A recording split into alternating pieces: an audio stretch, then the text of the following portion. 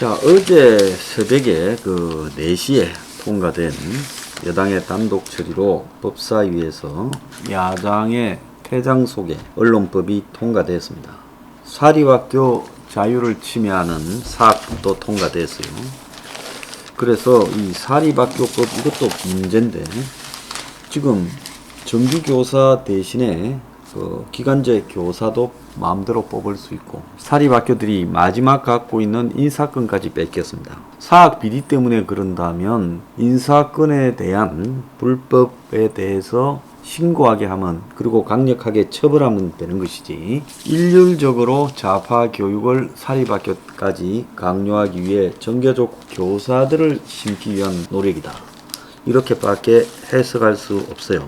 자, 그런데 해외에서도 비난한 언론법, 국경 없는 기자회가 언론법을 비판했습니다. 일본의 아사히 신문은 한국의 언론법이 언론 탄압으로 이어질 것이다, 매우 우려된다, 한국의 여당이 언론 탄압으로 이어질지 모르는 법 개정을 추진하고 있다고 사설에서 밝히면서, 개정안 중 가장 문제시되는 것이 미디어의 무거운 배상 책임을 지우는 것을 인정한 것이다. 보도 내용이 얼마나 옳은지, 어느 정도의 악의가 있는지를 판단하는 것은 보도 시점에서 쉽지가 않다. 가짜 뉴스가 횡행하는 것은 한국뿐만 아니라 세계적으로 심각한 문제다. 법으로 규제하겠다라는 나라도 나왔다. 하지만 법 개정에 의해 취재활동의 위축을 불러와서는 안 된다. 문재인 정권과 여당이, 한국 여당이 군사 독재에 항거한 민주화 운동의 흐름을 계승하고 있다고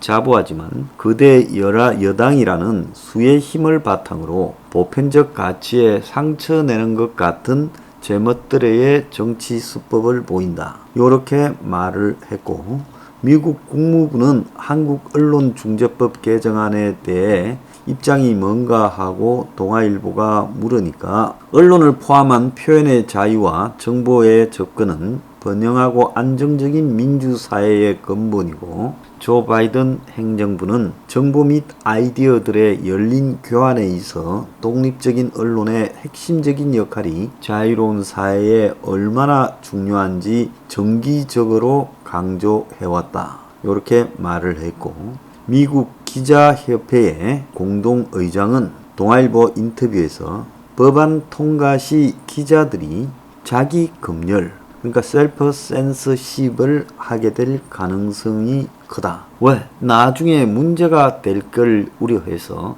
아예 기사를 쓸 때부터 스스로 낮추어서 기기 시작한다는 거죠.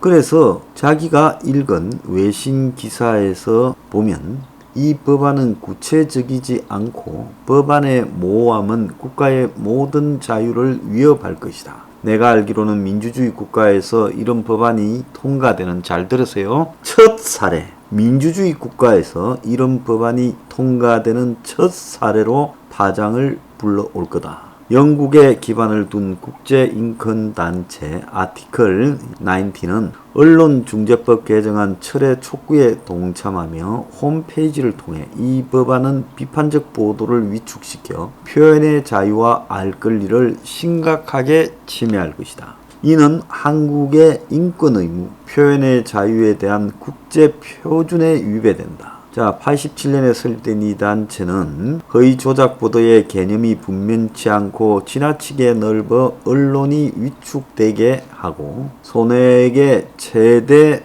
5배까지 배상하도록 한 것은 명백히 과도하고 균형에 맞지 않으며 국제법에 따라 보호되는 발언도 처벌할 수 있다는 점을 근거로 들었습니다. 자, 국경 없는 기자회가 문의 언론 자유를 약속했는데 국회가 압박을 가하는 법을 어떻게 만들 수 있느냐고 하니, 송영길이 뭣도 모르니까 저런 발언을 한다고 폄하를 했습니다. 자, 조홍천 의원이 공개적으로 반대를 목소리를 냈고, 친문 오기영도 적절한지 의문이다라고 가뭄에 콩나듯이 그 동네 양심이 있었는데, 자, 이걸 새벽 4시에 통과시키고 난 뒤에 박주민 법사위원장 직대와 민주당 의원들이 하이파이브를 하고 자빠졌고, 30일 날 본회의에서 꼭 처리하겠다고 하고 있습니다. 자, 국경 없는 기자회는 성명서를 통해 한국의 언론법 개정안이 언론사의 손해액의 최대 5배에 달하는 과태료를 부과하도록 했지만 허위 정보에 대한 상세 정의가 포함되어 있지 않고 허위 조작 여부와 가해자의 고의 악의를 판단할 만한 시스템과 관련한 해석이 없다. 이렇게 말을 하면서 비판했습니다. 국제기자연맹, 세계신문협회, 아시아기자협회, 서울외신기자클럽 등에 이어 국경 없는 기자에도 지금 국내 7개 언론단체가 문제를 제기한 데 동참하며 비판했습니다. 자의적으로 해석될 수 있는 여지를 남기면서 언론에 압박을 가하는 도구로 개정 언론법이 작용할 수 있다. 민감한 사안에 대한 법원의 결정은 주관적일 수 있기 때문에 국회의원들이 충분한 제도적 장치 보장 없이 새로운 법을 만들면 안 된다고 지적을 했습니다.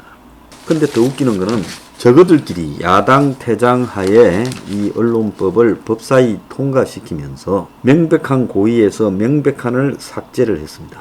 또 보복적이거나 반복적인 허위 조작 보도로 피해를 가중시키는 경우에서 피해 가중을 빼버렸습니다. 그리고 허위 조작 보도로 회복하기 어려운 손해를 입은 경우라는 조항을 다 빼버렸습니다. 그래서 독소 조항을 더 강화시켰고 이 짓을 하고 있으니까 같은 더불어민주당 현역 국회의원이자 그러면서 장관이 된 황희가 나서서 조문의 취지 자체는 언론사가 위축되지 않고 기사를 충분히 쓸 수 있는 환경을 줄 것이냐 말 것이냐는 부분이다. 조금 더 범위를 좁혀서라도 살리는 게 맞지 않냐. 이런 이야기까지 했습니다. 그러니까 저끼리 모여서 논의를 하면서 자, 이 법의 예외 관련되는 부분을 빼버리자 이렇게 하니까 너무 그러면 안 된다고 같은 당 출신 친문 핵심 황희가 말리기도 했습니다. 이게 이제 말기적 징조죠.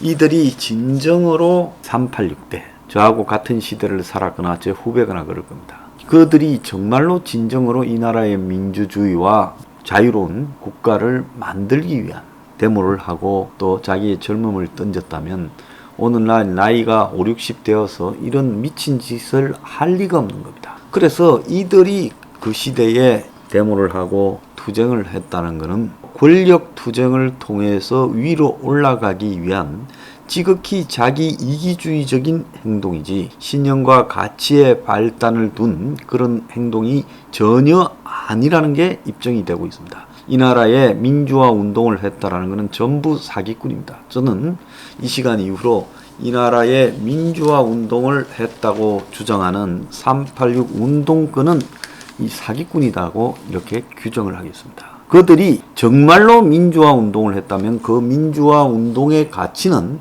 세월이 흘러도 자기들이 어뢰 위치에 투쟁하는 위치에 있을 때도 적용돼야 되고 자기들이 갑의 위치에서 군림하는 위치에 있을 때도 그것이 똑같이 적용되어야 되는 겁니다.